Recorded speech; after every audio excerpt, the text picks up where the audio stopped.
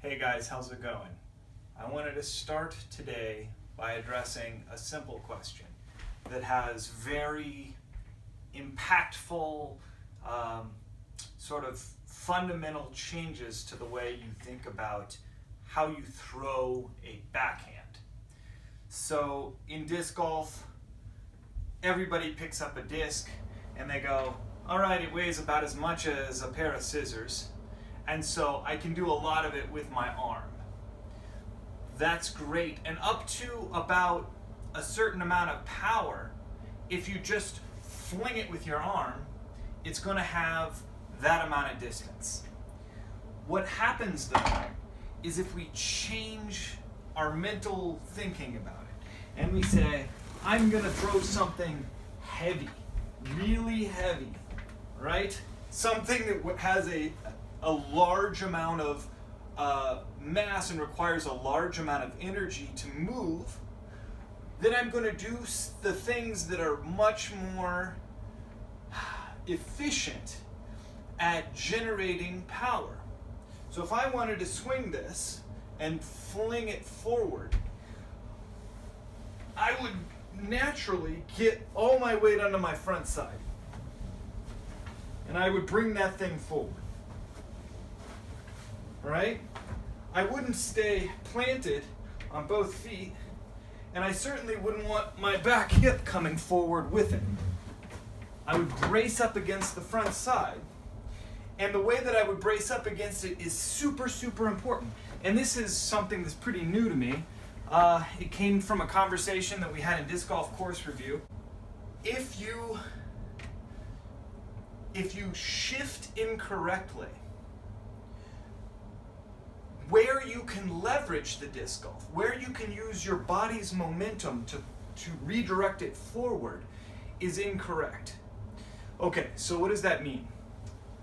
It means that if my trajectory is right at the camera, right, and I shift everything right at the camera, and I'm catching the weight here, with the extension being here, the problem is that the real ability to leverage it is too far that way.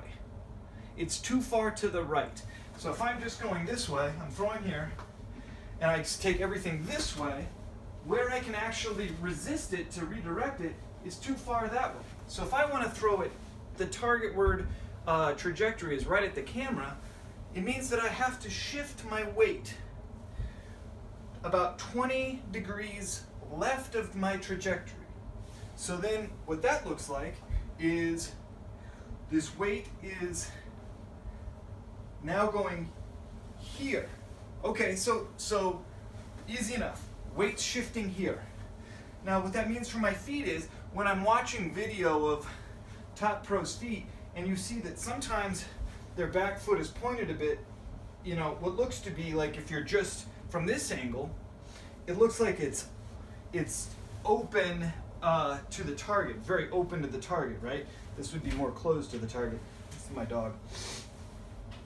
Okay, it looks like that, but the reality is they're shifting this way. So it's actually neutral. So if I go from here and I turn a bit, because I'm shifting this way, my foot is actually very neutral. It's toes lined up to heel, but we're going 20 degrees this way. So now if I'm going targetward, now this back foot, that move is a fully braced up backside against the front side. If I try to do that and I straighten my line out, I run out of ability to brace. I close it off, I shift to the left, and I'm fully braced up against it. So now we know the direction and what is the byproduct of the direction changing and how we're going to shift. So one byproduct is that if I'm going straight down the line here with my trajectory and my shift is here and someone gets behind me, right? My coach gets behind me and they push my hip forward. They're trying to push me off my feet forward. I can resist. I can resist this way. Okay? Now if I take my trajectory and I shift traditionally straight down the line, right? And someone pushes on me, I lost that ability to resist. And resisting the forward momentum is so important because of this frame that we're building that is what throws the disc. The frame is, spine, shoulders, arm, and really the part that moves in that whole system, at least for right now, what we're going to talk about is just this bit. Boom to boom, right here. This spot to this spot. So if I'm throwing on one step, I'm going to bring it back. I'm going to start on my ball of my back foot because I like easy momentum, and easy momentum is easy to get right here. Top to down, right? So top of the back of the ball of the back foot, up nice and high, and I just want to fall into it. And I'm going to fall into it.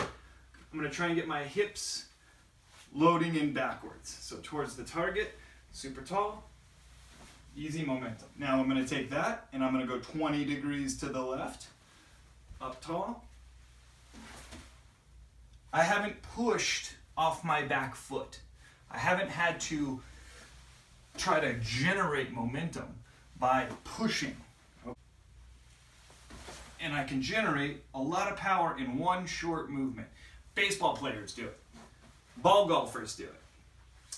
They generate a lot of power, but the difference between ball golf and baseball, and another thing that I want to talk about is the Olympic hammer throw, is that they are two-handed, right?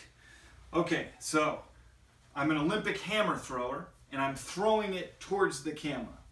I have the exact same problem that if I shift all my weight at the camera, I'm going to throw my Olympic hammer that way. It's going the wrong direction.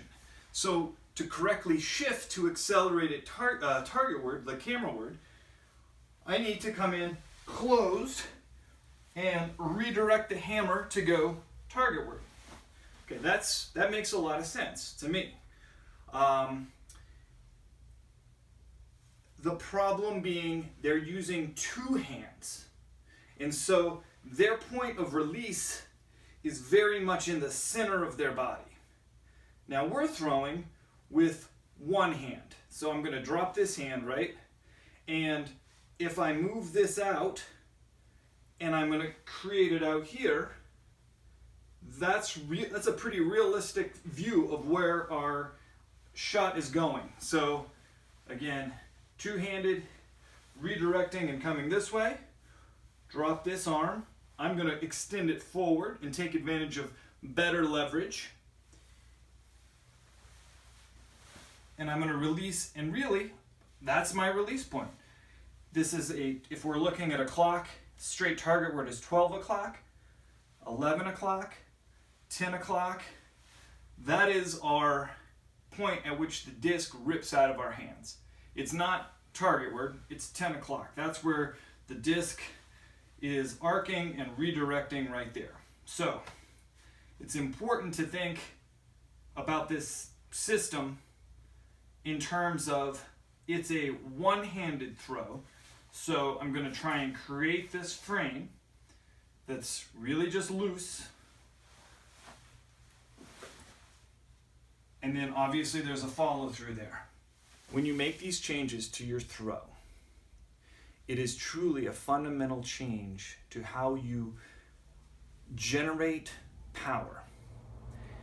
And it is not through fast hands, it is not through a fast motion, it's through a powerful athletic motion that allows you to absorb the momentum and redirect it into this extension arc. And if you're holding on to the disc, holding on to it tight, that redirection has these requirements that I need to be able to resist the forward momentum and transfer the forward momentum of my rotation into the forward momentum of the disc.